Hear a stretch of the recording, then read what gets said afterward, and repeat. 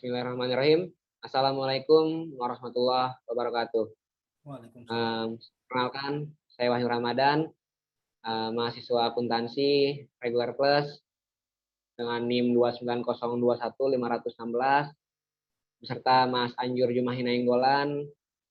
Beliau juga mahasiswa akuntansi regular plus dengan NIM 290215618. Pada presentasi kali ini dibuat untuk memenuhi tugas mata kuliah Artificial Intelligence dengan dosen pengampu Bapak Dr. Supriyadi, STP, MPD. Pada presentasi kali ini kami akan membahas kecerdasan buatan dengan menganalisis dompet digital. Oke, next slide, Mas.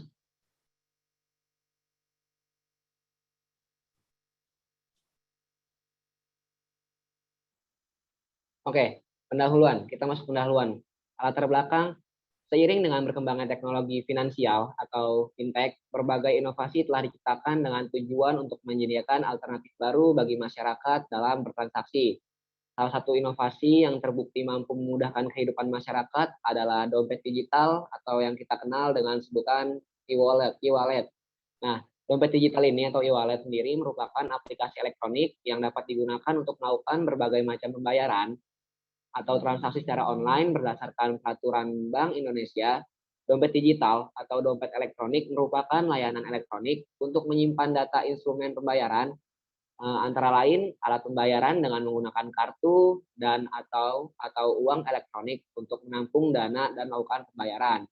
Nah, dompet e-wallet ini praktiknya dengan dompet digital kita hanya memerlukan perangkat smartphone yang sudah terinstal dengan salah satu dari banyak aplikasi dompet digital.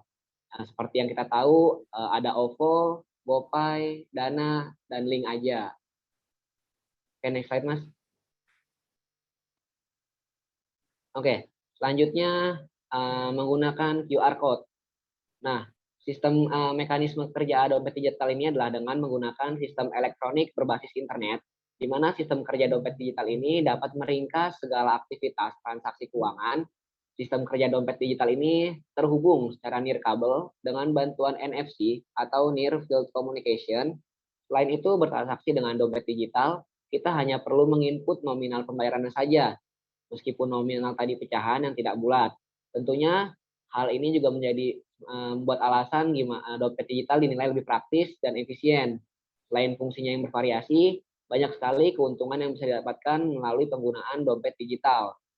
Ketika seorang menggunakan e-wallet, orang tersebut mampu menyimpan uang dalam bentuk saldo yang nantinya bisa langsung dipakai untuk melakukan transaksi secara online melalui smartphone yang dimilikinya. Oke, next, Mas. Lalu di sini ada kajian teori dompet digital atau e-wallet menurut para ahli. Pada tahun 2014, menurut Kuganathan dan Wikramanayake, e-wallet diartikan dengan mobile wallet adalah jenis layanan pembayaran yang dapat dioperasikan dengan mudah di bawah regulasi keuangan dan dilakukan melalui perangkat mobile yang sudah terpasang aplikasi dari mobile wallet tersebut. Lalu yang kedua, di tahun 2018, menurut Sharma et al., e-wallet juga dapat dikatakan sebagai alat pembayaran yang sah, jenis baru dari mobile e-commerce yang memungkinkan para penggunanya untuk dapat melakukan transaksi baik belanja online hingga pembayaran di fasilitas umum yang tersedia di berbagai tempat umum. Lalu di tahun 2019, menurut Juniper Research, hampir 2,1 miliar konsumen di seluruh dunia menggunakan e-wallet untuk melakukan pembayaran atau mengirim uang. Selain itu, menurut WiseTech, lebih dari 2/3 pengguna e-wallet tinggal di wilayah Asia Pasifik. Masih di tahun yang sama, di tahun 2019, menurut Global Mobile Wallet, jumlah pengguna e-wallet di seluruh dunia diperkirakan akan mencapai angka 10 digit pada tahun 2019. Lebih dari 2/3 dari mereka tinggal di Asia Pasifik, dengan Cina sendiri menyumbang hampir 50% pengguna e-wallet. Oke, next slide, Mas.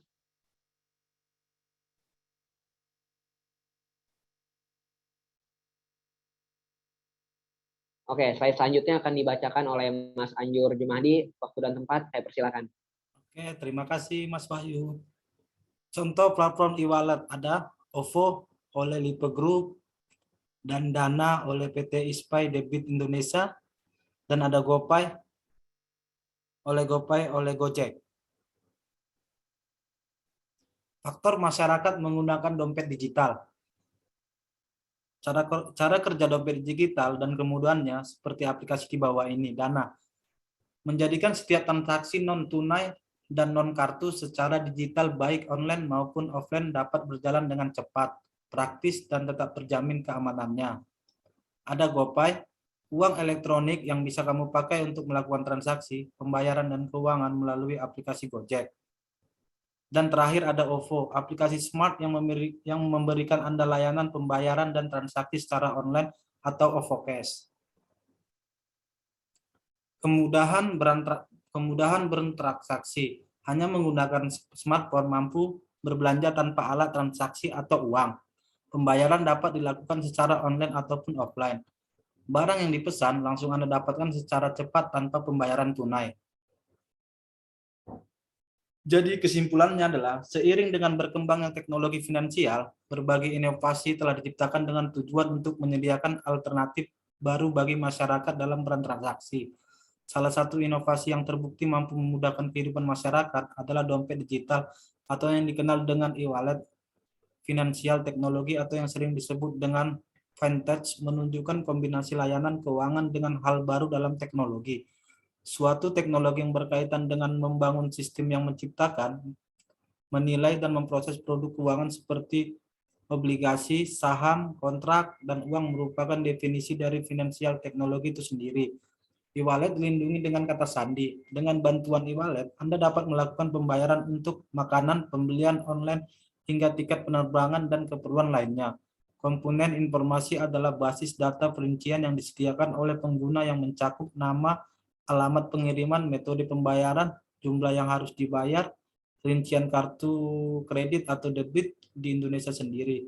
Masyarakat juga sudah mulai beradaptasi dan mulai menerima dengan penuh untuk mulai berinteraksi dengan e-wallet mereka masing-masing. Tentunya hal ini didasari dari cashless society yang sudah dulu terjadi di negara-negara maju di benua Eropa. Selain itu, alasan pandemi dengan harus menjaga kontak fisik juga semakin menggunakan masyarakat kita untuk beralih ke dompet digital.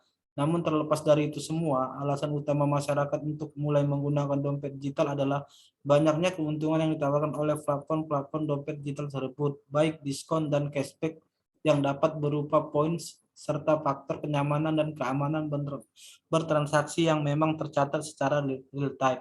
Sebagai contoh, banyak lembaga teknik yang membatasi kemampuan menampung dan masyarakat dengan nilai sekian juta rupiah.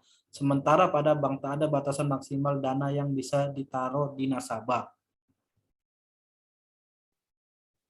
Sekian, terima kasih. Jadi ini cuma presentasi kami. Semoga ada salah ataupun dari penulisan, semoga bisa dimaklumin, Pak. Assalamualaikum warahmatullahi wabarakatuh.